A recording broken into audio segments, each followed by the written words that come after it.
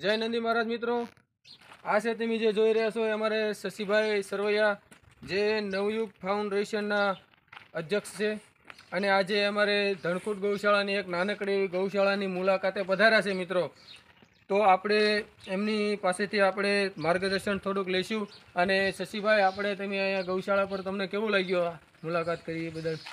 નમસ્તે મિત્રો, હું શશીભાઈ સરવૈયા, અધ્યક્ષ નવયુગ ક્રાંતિ ફાઉન્ડેશન ભાવનગર, એક સામાજિક કાર્યકર્તા છું એમ.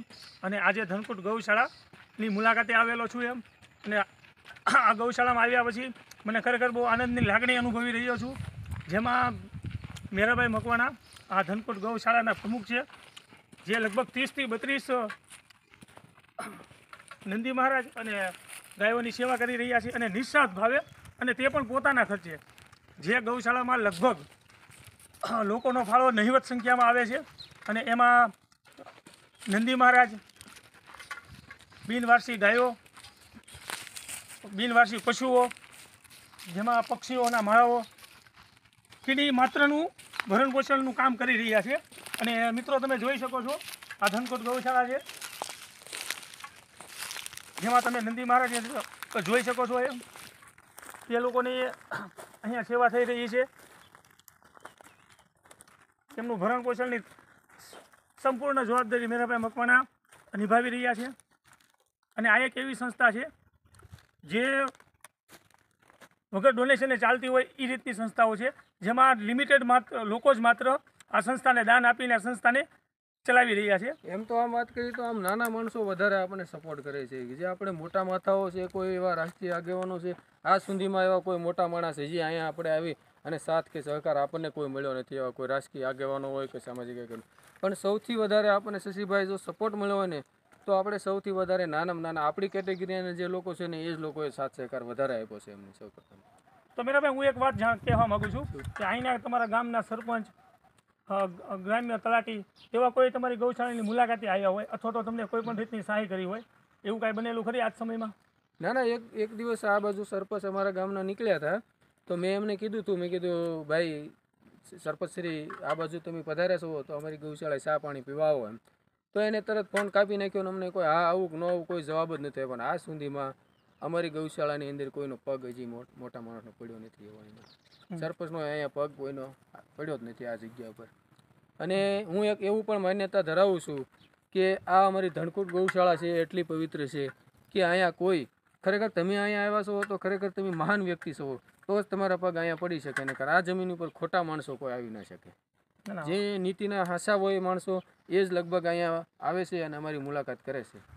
હું પોતાની જાતને બહુ સૌભાગ્યશાળી સમજું છું કે આવી 5 જગ્યા પર હું અહીંયા પધારેલો છું અને આનંદની અનુભૂતિ અનુભવું છું. અને સાથે સાથે હું એક વાત કહેવા માગું છું કે અહીંના આપણા ધારાસભ્યો, અહીંના સાંસદ, તેઓ તરફથી કોઈ તમને સહાય મળી હોય એવું ખરી એમ? કે ગૌશાળાને કોઈ મદદ કરી હોય એવું? બિલકુલ આપણે એવું કોઈ નથી. અને અમે જ્યારે સૌ પ્રથમવાર અમે આ સંસ્થાનું જે લોકો આપણે એમ કહેવાય ને લાભપાશ્યમમાં કોઈ પણ ધંધાના મુહૂર્ત કરતા હોય તો આપણે તો એક નિસ્વાર્થ ભાવે સેવાનું શુભ ઉદ્ઘાટન કરવામાં આવ્યું હતું.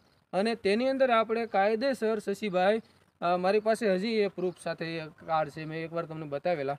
તો એ કાર્ડ મેં દરેકને જઈને આપ્યા હતા, મોટા મોટા ગૌ ભક્તોને આપ્યા હતા પાલીતાણાની અંદર, પછી ધારાસભ્યશ્રીને આપ્યા હતા, અને ઘણા બધા મોટા મોટા રાજકીય આગેવાનો આપ્યા હતા, અને સાધુ સંતોને પણ ફાળવ્યા હતા. પણ અહીંયા એક જ સાધુ મહારાજ આવ્યા હતા ને એના હસ્તે અમે અહીંયા શુભ ઉદ્ઘાટન કરી નાખ્યું. બાકી કોઈ આવ્યું નથી, હજી સુધીમાં કોઈ આવ્યું નથી. બહુ અફસોસજનક વાત છે કે આવી સરસ સુંદર કામગીરી થતી હોય. તો ચલો મિત્રો, આપણે ગૌશાળાની અંદર પ્રસ્થાન કરીએ. અમારે દયા ફરસાણ સુરત તરફથી આપણે આ અવેડાનું કામકાજ કરવામાં આવ્યું છે, સુંદર મજાનું. અને ખરેખર અમે અમને ભગવાન માનીએ છીએ.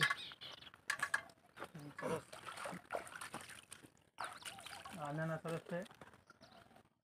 આખો વિડીયો લઈ જાય ગૌશાળાનું. અત્યારે એટલા પશુઓ છે અહીંયા બાંધેલા છે. બાકીના અમારા પશુઓ બીજા બધા અમે સરવા ગયા છે અને ગોવાળો અમને સારવા ગયેલા છે. થોડી વારમાં આવતા હશે. જો બધા ખીલા દેખાય છે સામે, તમે જોઈ શકો છો, એ બધા ખીલે પશુઓ બાંધ્યા હશે. અમારા વિડીયો બધા જોવે જ છે કે આ બધા ખીલાઓ અત્યારે ખાલી છે. એ સાંજે અમારે બધા પાછા પશુ આવી જશે એનો સમય થશે એટલે. અને આ બાજુ પણ છે, એટલે કુલ ટોટલ અમારી પાસે 30 પશુઓ છે હાલમાં અબોલ જેવો. અને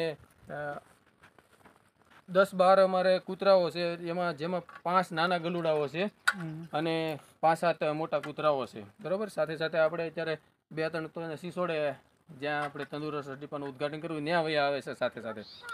અને પશુ પક્ષીઓ માટે પણ અમે કુંડાઓ બાંધ્યા છે, ઓલા બાવળ ઉપર માળાઓ છે, અને અંદર અમારે રૂમમાં પણ ઘણા બધા માળાઓ એમ જે આપણે અતિથિ ભવન છે ધનકુટ ગૌશાળાનો, ત્યાં પણ આપણે પક્ષીઓ માટે વ્યવસ્થા સુંદર મજાની કરેલી છે. તો દિવસે ને દિવસે અમે અહીંયા વ્યવસ્થામાં જાત મહેનત કરી અને સુધારો કરી રહ્યા છીએ. જેટલી અમારથી થાય છે ભાઈ એટલું અમે જાત મહેનત કરીને અમે જો અમારું ખાવા પીવાનું થાય ત્યાર પછી અમે 1 રૂપિયો બીજી કોઈ ખરીદીમાં પાસે બસાવતા નથી કે નથી કોઈ દવા દારૂનો દવાખાનાનો. તો મિત્રો અહીંયા ચકલીનો માળો પણ છે, અહીંયા પાણીના કુંડા પણ છે, અહીંયા એક વૃક્ષનું પણ રોપણ કરવામાં આવેલું છે. એ એટલા માટે કરવામાં આવ્યું છે આપણે કે વૃક્ષો વેલ છે, વેલ મોટી થાય અને બાવળ ઉપર પથરાય તો ઉનાળામાં આપણે ઘટાટોપ છાંયો મળી શકે, અને એટલા માટે આપણે એને બાવળ ઉપર વેલ આપણે આખામાં બાવળ ઉપર વેલ ચડાવવાની છે. બહુ સરસ. ખરેખર મેરાભાઈ મકવાણાનું ખૂબ જ સુંદર કાર્ય કરી રહ્યા છે, જે ધન્યવાદને પાત્ર છે.